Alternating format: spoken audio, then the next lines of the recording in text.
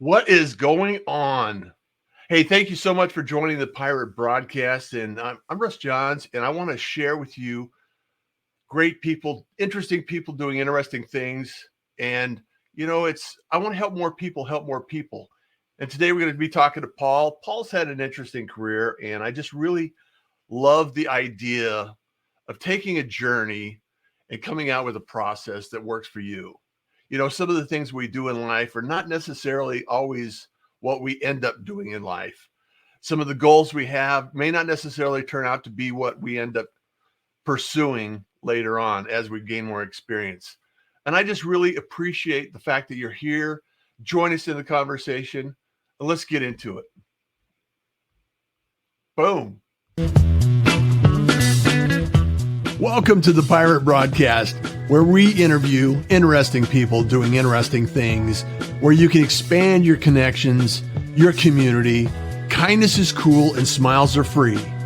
And let's get this party started.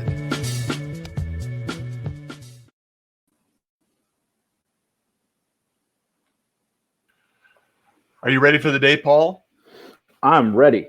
Yeah, it's going to be a good one. How about you? I'm here, ready, willing, and able. So I want to jump in, Paul, because you and I have a very similar kind of universe. We started out really loving and enjoying one thing, and as we went through that, and it evolved, and our lives evolved, and things and circumstances changed, we end up doing something completely different that we unexpectedly jumped into, so to speak. Mm-hmm. So you were a sports fanatic growing up. You grew up in a farm in Kansas, and kind of got your feet wet in that area, and also somehow you got into sports. So give us the backstory of your origin.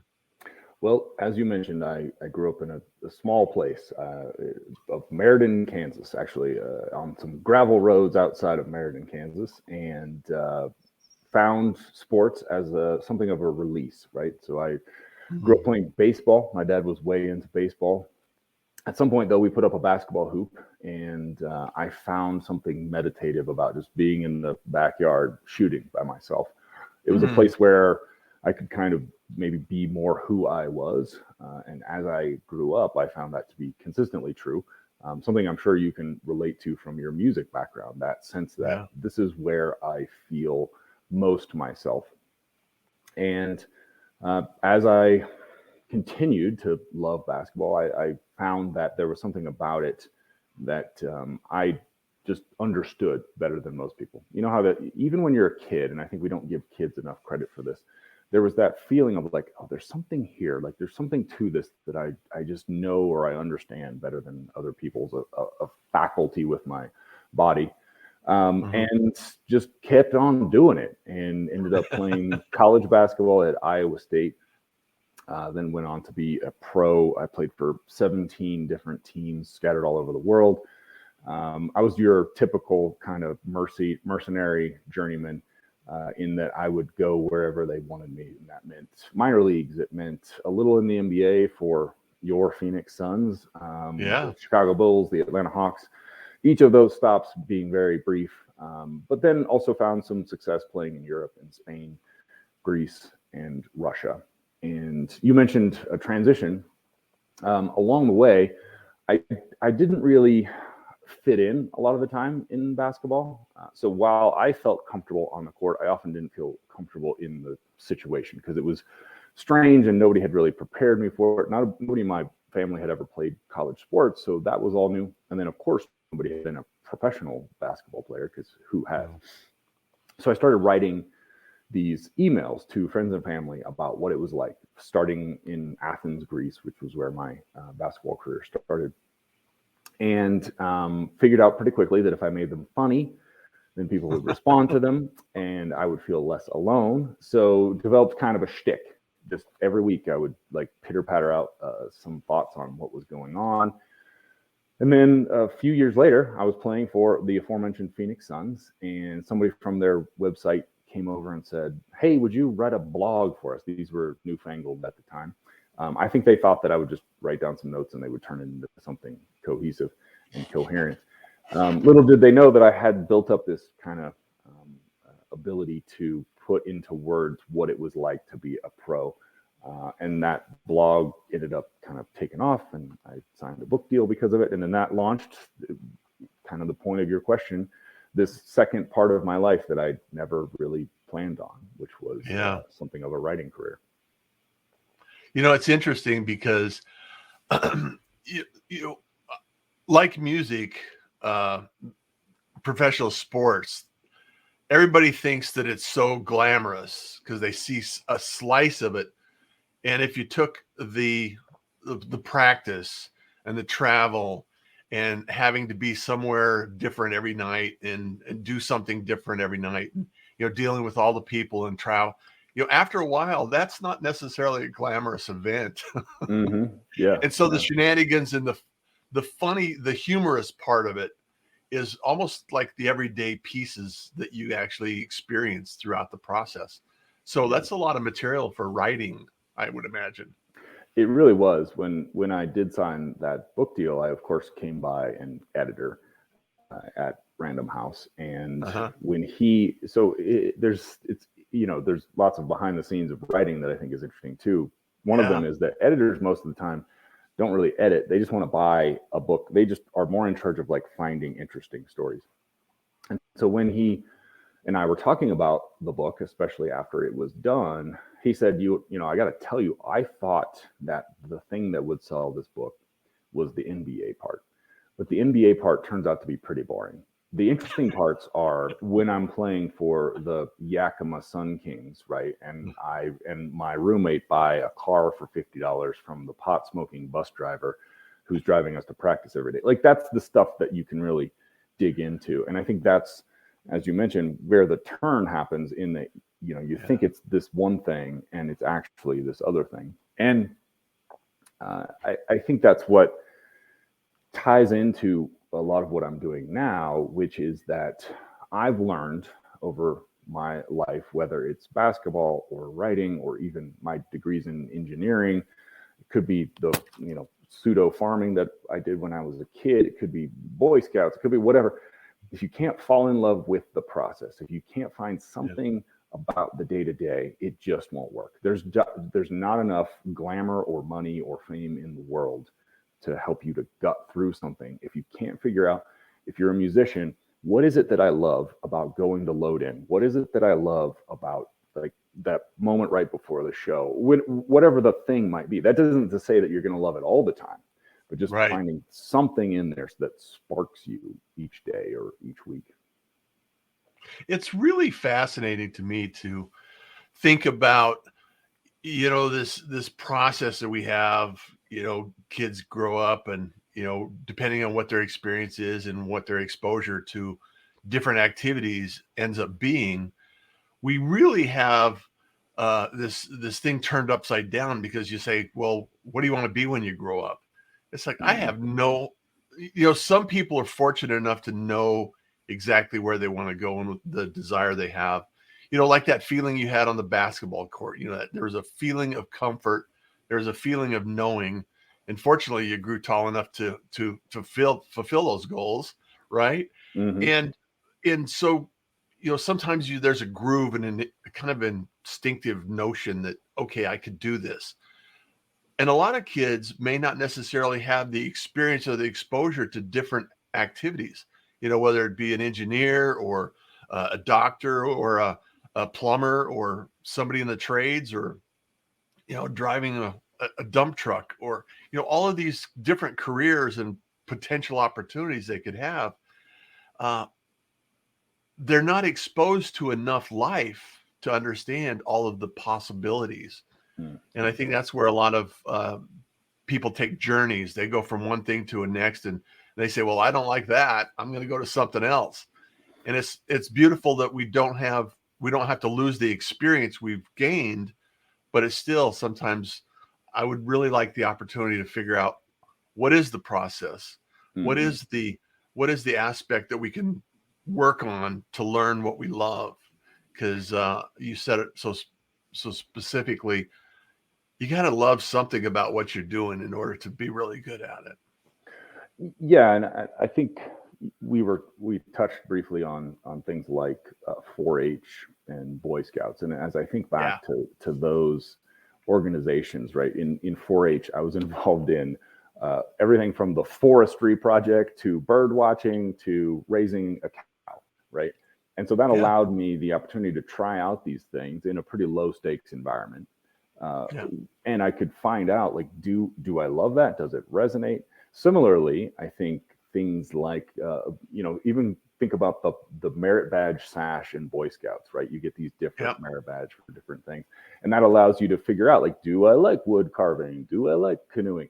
In school, when you're exposed to music, plays, all of these things, I think the breadth of opportunity allows you then to feel a lot more confident in the one Mhm. thing that you do choose, because you can say, I tried a bunch of things and this is the Yeah. one that really resonated. And I think, I see this a lot I'm not necessarily involved in sports, but of course I'm aware of it.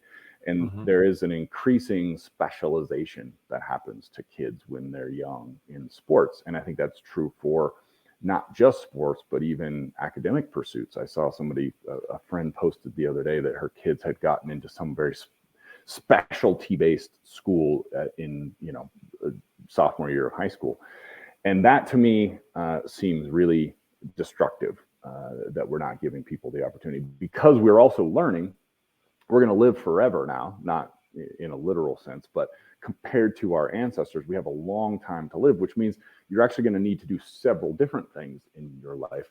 So Oh, why yeah. would you force someone to specialize so early? Yeah. Well, I look back on my career and I've done a lot of different things. It's like, and some of those careers were inside an organization that I created for myself, and that's I don't know, I just continue to share this idea that we're living in the most amazing time in the history of humanity, because this thing that we're doing right now, Paul, this live streaming, this technology that allows us to actually connect over miles or thousands of miles, it's really amazing that what we can actually learn from each other and actually start a conversation and discover these things as we grow and evolve as individuals. And also, I think it's also the downside, or the opposite is, there's kids growing up, instead of wanting to grow up to be a police officer or a fireman or something like that, they're saying, I want to be a YouTuber. and, Right. Yeah. and it's kind of like the NBA. A few of the most talented individuals go to get to play, and but there's a lot of opportunity there, and there's a lot of Mhm. upside, so they see it that way.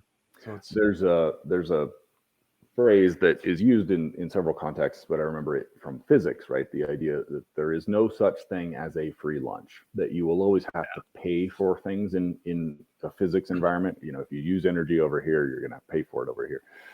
And I think that's true with technology, right? That yes, this provides us with this amazing opportunity to connect, and that's a powerful tool, but we also have to manage that tool, because it can be addicting. It can maybe lead to confusion if we don't have the normal context of a face-to-face conversation. So there's it's overused probably, but that idea of, with great power comes great responsibility. And I think we have to absolutely. now learn how to keep these things in their boxes, and we have to do that with even more diligence than we did when it was just a phone line and the ability to write letters. Maybe those were your only two choices of conversation. Those were powerful in their own right, compared to 1,000 years ago, and those had to be managed as well. The issue, I think, right now is the exponential curve of change, right? And how do we Mm, manage that, and yeah. still get done the things that we know we need to get done? Yeah, it's amazing how much change is taking place. Hey, I want to give a shout out to a few people that joined us, Paul. Nina, hey Russ, good morning. Thank you so much for joining us. Nina's part of the Windjet crew over there. Elise, hello. Thank you so much from South Africa. Uh, Aman, Amran, hello everyone. Jenny Gold is here. She's up from Colorado. She's in your neck of the wood, Paul. So Hi, Jenny. Gabe Lil, Thank you so much. Hey, Gabe, what's going on? Catch up with me at some point in time. Kenneth Dunner Jr., saving the flavor of the awesomeness in you, sir, for sharing your delectable thoughts with us today and every day. I know who I am. Thank you so much. Take care. And I just really, Paul, I want to shift gears and talk about the book you just launched and some of the things that you have going on in your business that are, because you're helping a lot of other people, and some of these things that are, people need to be aware of the opportunities they have to actually maybe unlock their process, unlock what's going on that's right in their life, and maybe they need to adjust along their journey and what that looks like, and how you actually support them. So Of course. talk about that and what you got going on today. I think a lot of what I do now is actually tied back to growing up in a small place and feeling like other people had the information and they didn't necessarily want us to get it, right? So I saw that a lot in all of these aspects of childhood, whether that was sports or the aforementioned school, 4-H, Boy Scouts, etc. And when you got on the inside, a lot of times you realize like, oh, it's actually not that complicated. It's just that maybe they were a little insecure about divulging what it was really like on the inside. And so a lot of what I do when I talk about process, building systems, habits, rituals, and routines is ways to come up with manageable routines so that you can accomplish big goals. I kind of put this together when I was working on a writing career and had some misconceptions about what writing really was. I thought it was the stereotype of, every 2 weekends you go off to a cabin in the woods and write for 13 hours or something. It turns out that it's exactly like sports, and it's exactly like music. You have to do a little bit every day, but you have to do it every day, right? And when I say every day, that could mean you take a couple of days off a week.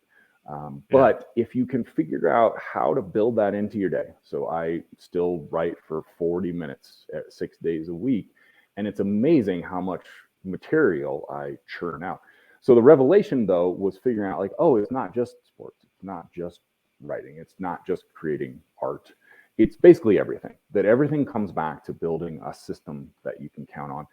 And then, and this is what we started talking about, it's not enough to have that system. You have to love it in some way. Like we've talked about, there's just not enough reward in the world to justify you gutting your way through something. So that's what I talk a lot about in the book is, and that's why the title, The Process is the Product, turning your process into your product, making sure that you have something you can count on every day, something you can control, right? We talked before the show about your music making, right?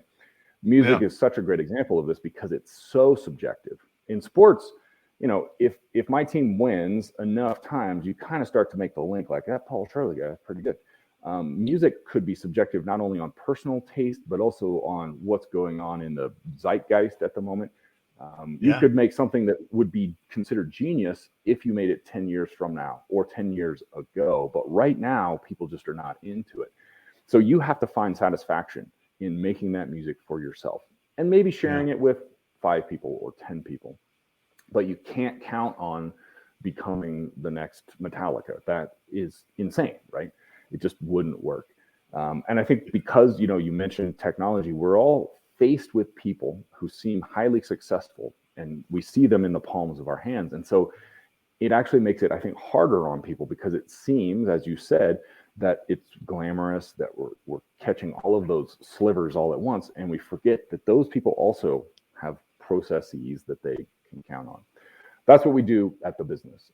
I run a workspace here in Denver with structured sessions to help people set a goal at the beginning and talk about how it went at the end.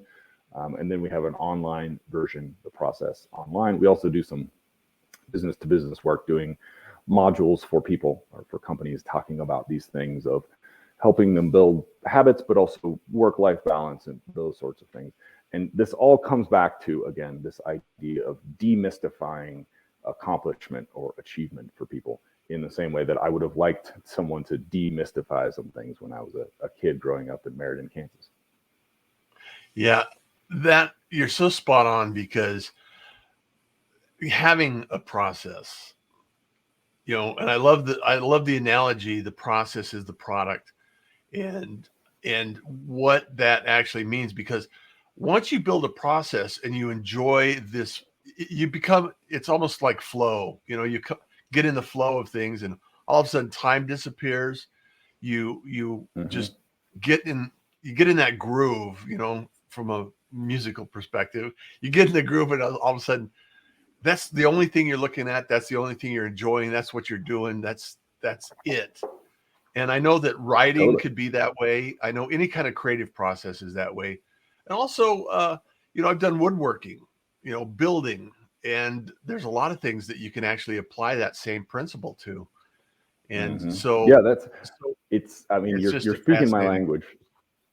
Yeah. You may see me smiling because this is what I'm so into, is creating opportunities for flow states, right? So people are aware of what you just said, being in the zone, and that stuff is like really hardwired into us. We get addicted to it in a very positive way through a process called myelination, which is when you start to coat the neural pathways in myelin, and you get better and better at it as you coat them in more and more myelin, and then you get more and more addicted. That's why destructive habits are also hard to break. But when you can figure out how to like build these positive habits, after a certain amount of time, it becomes so addicting and so fulfilling, because we're hardwired to love this feeling of being in a flow state. What I think is interesting too is that, we do associate it with music and sports and writing and creative aspects of our lives, but we forget that you and I could be in a flow state in a great conversation, right? We've probably dipped in and out of that in this conversation. You could be in a flow state while sending a really effective email. I think we have to also show people that it's not just confined to some magical creative land, that A, we're all creative, and that B, a lot of what we do in our lives can be creative. I mean, we have a graphic designer at the process, but I have had to learn some graphic design along the way. Yesterday, I was working on some silly sign in Adobe Illustrator, and in a lot of ways, I love like being able to create something that I'm going to now print out and post, and it's not worth sending to the graphic designer, but I will get into a flow state even in that. What we also, though, have to remind people of is that stuff is taxing, right? That it's tiring to be in flow states. So we have to come up with these cues and rewards, knowing that we can only do it for a certain amount of time. I, for example, will only allow myself 3 or 4 tasks that are going to involve, quote, deep work every day, because I know that's all I can really handle. I think we have also kind of like done people a disservice thinking that they need to work for a zillion hours every day, and that's just not possible. And it creates resistance to flow, because you're so exhausted, you're mentally exhausted, and you can't. The process is broken when you're exhausted, and I just don't. I think it's counterproductive, because you can really go deep and get very productive in a very short period of time on a few subjects every single day, and then take the break, take the rest, take the mental, uh, time out, if you will, and enjoy some of the circumstance and surroundings that you have in your life. So, hey, I want to say shout out Nick. Nick, good morning, pirates. He's a pirate here. Kenneth says my LinkedIn account is restricted at the moment. I don't know why. What did you do, Kenneth? Are you shenanigans again? Charlene, good morning. How are you doing, my friend? Joseph Kinsley is here, and the amazing entrepreneur. I know, Paul, that there are so many things that we could talk about. I think I could enjoy sitting down and talking to you for a long time, and enjoying this idea, because I believe that there is processes there. Not necessarily, they're not all lifestyle process. There's technology processes. There's business processes. There's all kinds of processes we can think about. And once it's almost like poetry. Once you see something all come together that just works and just is smooth and relaxed, it just is in alignment. It just makes life so much easier. And if anything you can do in your life, that's what it is. That's where the magic happens. And so where do people find you, and how can you help them get to that point? Because I know that you're helping a lot of people out there. So kind of talk about how you Yeah. help people and who you help. So I think our biggest goal is to help people who are maybe on their own. So that's creatives, it's freelancers, it's contractors, it's people who are these like digital nomads, right? Who maybe have been sold on the dream of like, hey, yeah, go do it by yourself. And then they realize like, oh, it's pretty hard to do it on your own. We talk a lot about changing behavior through behavior. So that means that that's why at our physical space and online, all of our sessions are bounded. So they start on the hour, they finish after an hour. There's some element, as I mentioned, of setting a goal beforehand. There's some element of hopefully getting into a state of deep work for 45 minutes or an hour and a half, depending on the length of the session. And then there's some element of chatting or commiserating about how it went. I have also found that people are in need of accountability and community, right? We all want to find our tribe. There's a lot of people out there who are interested in these things around balancing a work life and a creative life. They want to develop personally, they want to get better, but they maybe haven't been given tools by the job they have, by the boss they have. So that could be people who are struggling with working from home. It could be, and this is of course pre-COVID, that there are so many people out there fighting the good fight by themselves, right? They maybe are an independent contractor with an ad agency. And so they're left with, well, how do I actually set up my day? How do I go through this? We liken it a lot to going to, for the physical space, going to a yoga studio, right? It's a lot easier to do yoga when you do it with other people. And we find that to be true about deep work. There's that positive peer pressure of knowing like, you know what, I put on that giant chalkboard that I'm going to send 6 emails. So therefore I am not going to go on Facebook. I'm going to send these 6 emails. And then when the buzzer sounds, I will go back to the chalkboard with Paul and we'll talk about what a success it was, or if it was a failure, what a failure it was, and how I might do a little bit better the next time. I'm a huge fan of masterminds, and a lot of times that's what exactly takes place in the mastermind. It's like, okay, accountability 101. It's like, did you do what you say you're going to do? And did you get focused enough to get it accomplished? And where are you stuck? How are you stuck? What's going on? And how can we help? And it's really, I think that there's just so much comfort in knowing that there are other people out there who are similarly befuddled by what they're going through, right? And so knowing that like you can cultivate an environment where people are unafraid to say, yeah, I'm not sure what I'm doing either. And that is the best thing you can say a lot of the time. Yeah. We're not alone. We're not alone, Paul. We are not. We all got to figure it out. Well, I truly appreciate the fact that you dropped by to share a few words of wisdom with the pirate crew here. And I look forward, and thanks for becoming a pirate too, by the way. So, Thank you as we get through this, allowing me in. We get through this whole process, and I really truly believe if I can help more people, and I do that through introductions with people like yourself, people doing great work, people doing creative work, and just this process that we're involved in right now, and getting through some of the challenges that we're seeing around the world. I think it's either going to develop our character, or it's going to share some of the things that we need to work on in our life.